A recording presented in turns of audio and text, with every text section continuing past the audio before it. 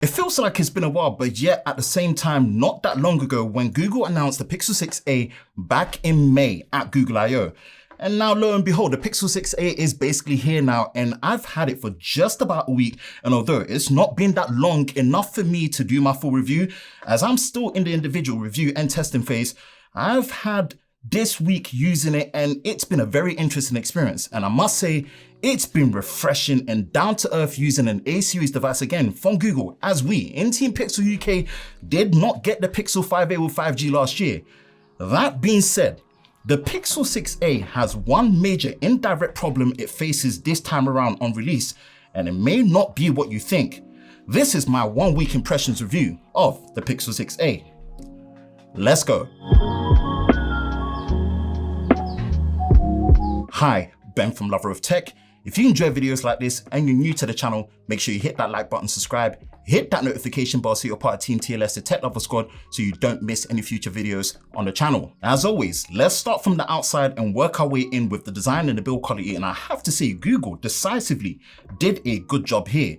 The design language follows directly after the Pixel 6 and Pixel 6 Pro, which makes this arguably the nicest looking A-series phone from Google since they first started with the 3A. The back easily feels like a premium glass material, and just like I said in my unboxing video, if I didn't know any better, I would still think it's glass, but it's a high quality polycarbonate material curved at the back, which definitely makes a great difference in feel and ergonomics. It's using a matte finish anodized aluminium frame, much like what you would find on the Pixel 6, which I am so glad, as it leaves no fingerprints and gives a nice grip.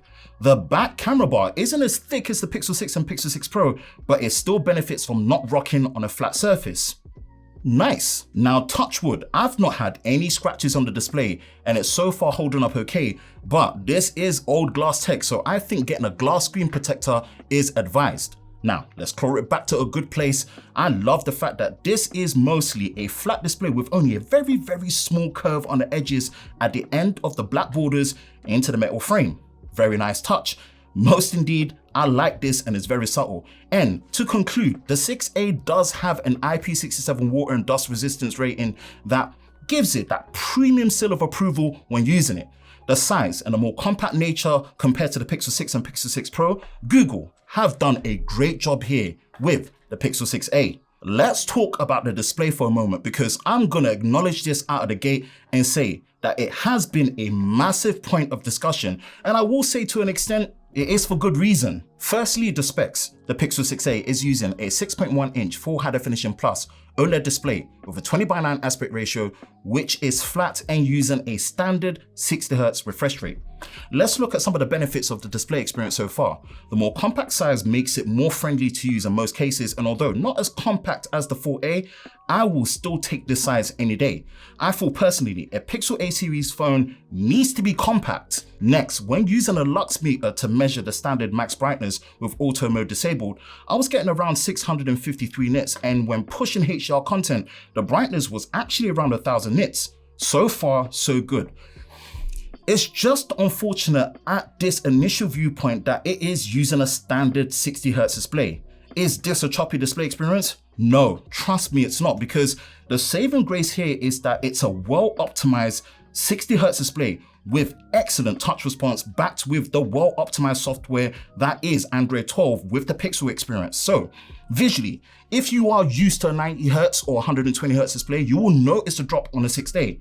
But in terms of performance, you will get used to it very quickly in no less than a day, thanks to how well optimized it is. Last touch on point is the in-display fingerprint sensor, and out of the gate, the experience is more consistent than what we experienced back in the early days of the Pixel 6 Pro and Pixel 6 back in October. It's still not the absolute fastest out there, but I appreciate that it is in a good position to unlock and the fact that it is more consistent.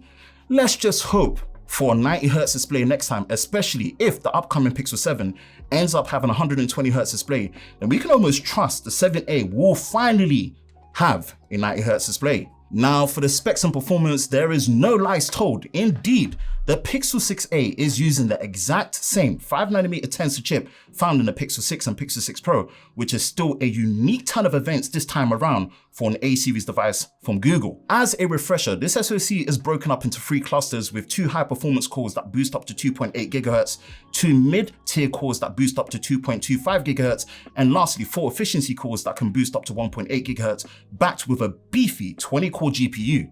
At this price point, Tensor is no joke, and in a way brings Google's own flavor of a flagship killer to the Pixel line. Now, it only comes in one configuration, which does make sense, but has me a little worried potentially for long-term use. The Pixel 6a only is available in 6GB of RAM and 128GB of storage. And why I say it gets me worried is that I had one major lockup with RAM management when setting up the phone fresh from the start while transferring content from my previous phone. One app in particular, which was Twitter, locked up and was not able to be used at all. Other social media apps like Instagram were fine, but Twitter was a no-go. And it's the first time I remember in a long while I've experienced such an issue. I don't personally live in the hottest country, nor do I work in the hottest environment, so overheating for me has really not been an issue. Away from that, the performance has been on the levels of a flagship with apps as poorly optimized as Twitter for Android. The Pixel 6a has no issue scrolling through compared to the competition. Only time will tell, of course, but so far, so good. Let's move over to the camera, and the formula here is that Google is taking what is old and making it all new again, thanks to the power of Tensor and Google's colossal computational power when it comes to imaging. Now, what's old, you say? Well, they've actually gone back to the original 12-megapixel sensor from the Pixel 2, which they've used all the way up until the Pixel 5a for the main wide sensor, backed with a 12-megapixel ultra-wide sensor and the same 8-megapixel selfie found on the Pixel 6. At this current time, I need more time with the Pixel 6a camera, but trust me, a full camera comparison is on its way. So if not done so already at this time, because I'm confident enough to call it now, almost a bit too early, and say that this might just be the best camera system on a smartphone at this £400 price point. The fact that you still get the same photo and video features like the Pixel 6 from shooting 4K 60 frames a second on the main sensor with all the class-leading stabilization options, Google's excellent real tone feature for accurate and consistent skin tones, features like the Magic Eraser, this is as good as the full Pixel experience for the camera. I'm telling you right now, the camera system is solid. Android 12 with the Pixel Experience Launcher out of the box has been a stable experience, but it's still in a weird, strange place at the moment. Currently, it's still under April security patch, and although you get prompted to update, there's actually no update available for July. Now look, I'm sure this is a minor pre-release issue, and by the start of August, the latest security update will be applied.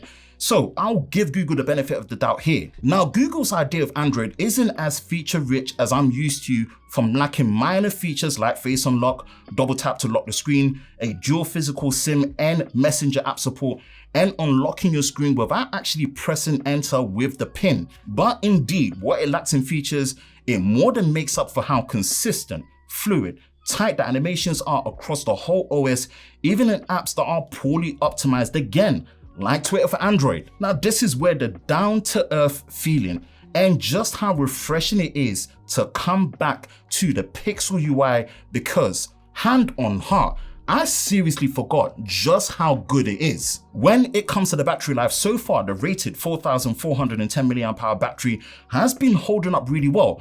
Now, the Pixel 6a doesn't read screen on time and screen off time like other Android phones that reset after you last charge 200%, but based on the previous 24 hours average reading, I've been getting around 5 to 6 hours of screen on time with a good 25% battery left at the end of the day. Now, the worst part of the battery experience is not the lack of wireless charging, which, I'm going to be very honest, would have been nice to really have, but the slow wire charging yet again. Now, I've already done 2 charging test videos, so I highly recommend you go watch it, but taking almost 2 hours to charge 100% with the 18-watt charger is not something I like, and I wish it was actually charging within the hour. Battery life is actually good, but the charging speeds, not so good. Wrapping this all up, for the asking price of £399 in the UK and $449 in the USA, I'm so glad the Pixel 6a exists, even with how some cutbacks have been made in the name of having the full power of Tensor in a small Pixel A series device. Should Google have made a scaled down Tensor chip to enable things like 90Hz and wireless charging? Honestly, potentially yes, the discussion is still there for it, but that's not really the issue it faces at this time, and it's not against the other competition phones, but it's actually against its bigger sibling, the Pixel 6. Right now, as I'm talking to you, the black Pixel 6 on Amazon UK is going for as low as £445 brand new. With such an aggressive price point for the Pixel 6, this low-key has the Pixel 6a sweating more than the noise of overheating that has you thinking at this early stage. Now, unless you really want the power of Tensor and the Pixel experience in the most compact form factor available right now, then of course, yes, the Pixel 6a is the way to go. That is it for me. That's my 1 week with the Pixel 6a. Let me know if you've grabbed it. Let me know your thoughts in the comment section below. That's it for me, Ben from Lover of Tech. If you enjoy videos like this, you know exactly what to do. Hit that like button, hit that subscribe button, hit that notification bell so you're part of Team TLS, the Tech Lover Squad, so you don't miss any future videos on the channel. I hope you're all safe during this time. I will catch you in the next one. Peace.